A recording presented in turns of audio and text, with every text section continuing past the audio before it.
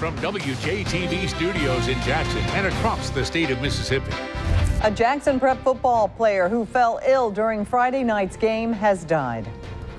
Also this evening at 6, Byron police need your help in capturing 3 suspects involved with burglarizing cars. And it's Monday, and Byron Brown will have 3 fugitives from Warren County in this week's Mississippi's Most Wanted.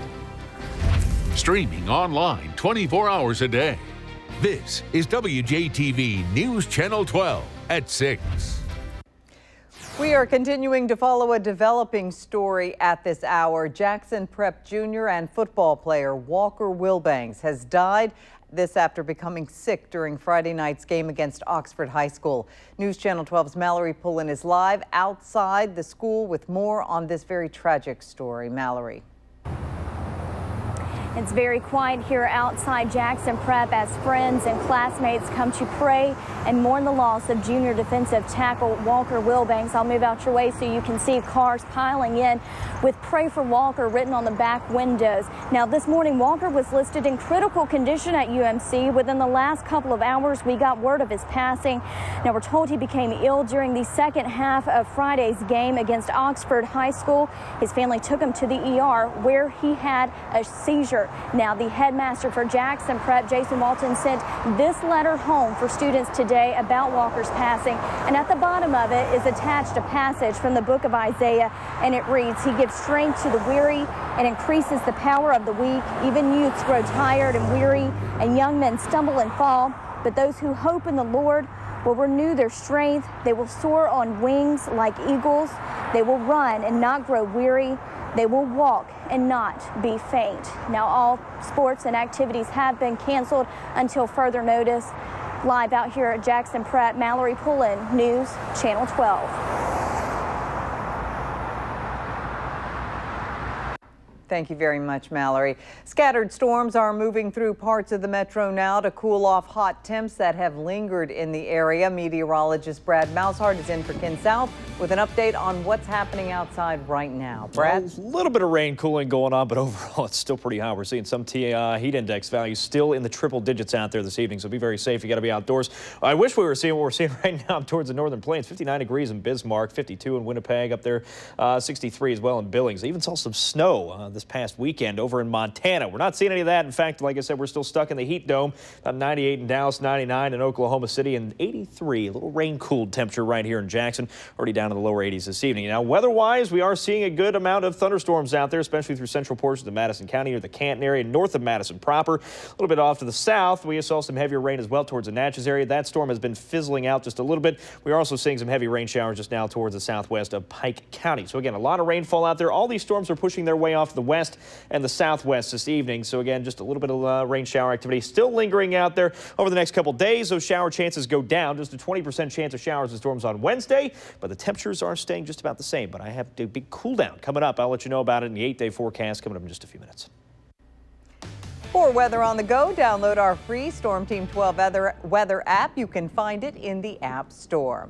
Now, you don't want to get left out in the heat, but what's a homeowner to do when your air conditioner goes out during the hottest month of the year? Well, a Metro business owner says he's been busy the last few weeks because of rising temperatures. John Cerami of Cerami Air Conditioning runs his business out of Madison, but he's all over the place these days. He says he's getting about 15 calls a day for air conditioning repairs. That's compared to 6 or 7 earlier this summer when temps were milder. This past weekend was especially busy, Sunday being the hottest day we've had, I believe. Usually 24 hours, within 24 hours, sometimes same day if we could squeeze it in.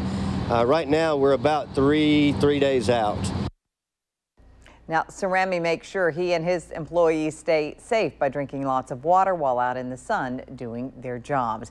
We do have an update to a story that happened out of East Mississippi. West Point police make an arrest after a man is severely beaten at a restaurant over the weekend. Authorities tell us they have obtained a list of suspects and investigators have arrested 22-year-old Cortez McMillan in connection to the case. Police say they're still looking into the incident that happened early Saturday morning at the Huddle House in West Point. Victim David Knight says he and a friend, Ralph Weems, were followed from another restaurant to the Huddle House where Weems was beaten. Weems is now recovering from a brain injury. Jury selection began today in a local trial that has gained national attention. Tracy Lynn Garner stands accused of depraved heart murder. Investigators believe Garner, who is not a doctor, gave a woman injections in her buttocks, and those injections killed her. The injections happened at Garner's West Jackson home. The victim, 37-year-old Karima Gordon of Atlanta, believed the procedure would help her enhance her body's image.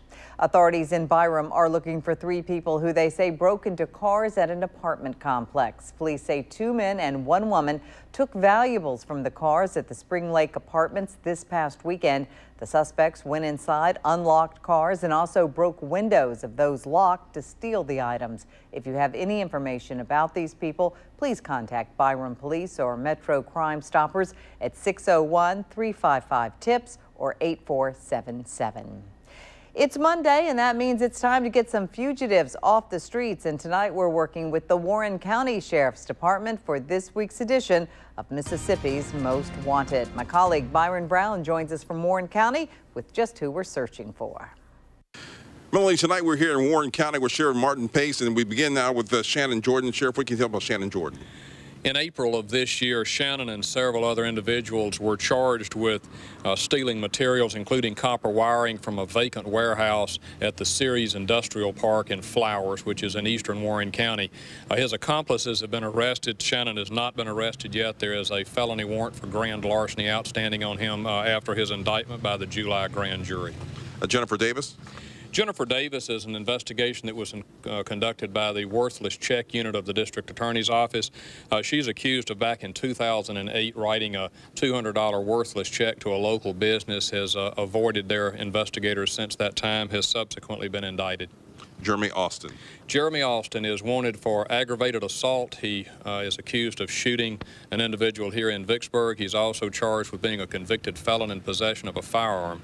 Mr. Austin had actually been arrested and posted bail, failed to show up on his court date, which was August the 18th of this year. So he's currently being sought after for aggravated assault and being a convicted felon in possession of a firearm. Why is it so important for the public to help you get these 3 off the streets?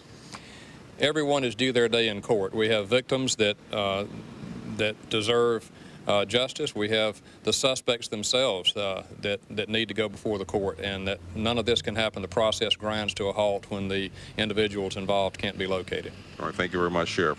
Once again, if you know who these fugitives are, you can call the Warren County Sheriff's Department or Crime Stoppers, and if you want to see their mugshots again, go to our website. It's WJTV.com. Click on the Most Wanted tab or like our Facebook page. Melanie, now back to you. Thank you, Byron. The American Humanist Association is calling out Jackson Public Schools for holding a mandatory event that included multiple sermons and guided prayer. The teacher back-to-school convocation happened about 2 weeks ago on August 12th. A letter addressed to Superintendent Dr. Cedric Gray says parts of the 3-hour-long event were unconstitutional because, as a public institution, it endorsed Christianity over all other faiths and viewpoints. And it doesn't matter if money's expended or not. It's really about the message that's being said by the school, which is, in this case, we support prayer, we support Christianity. You know, if you don't support those 2 things, you're not really part of this community. The group is asking the district to refrain from further overtly religious events in the future. JPS has not yet issued a comment. Coming up on News Channel 12 at 6, an odd footprint made by an unknown animal. One man is saying Sasquatch. The story coming up this Mystery Monday. Well, another hot start to the work week. The good news is a cool down is coming. However, the bad news is it's going to come with some rainfall. I'll let you know if it's coming just in time for your holiday weekend in the 8-day forecast just after the break. Stay with us.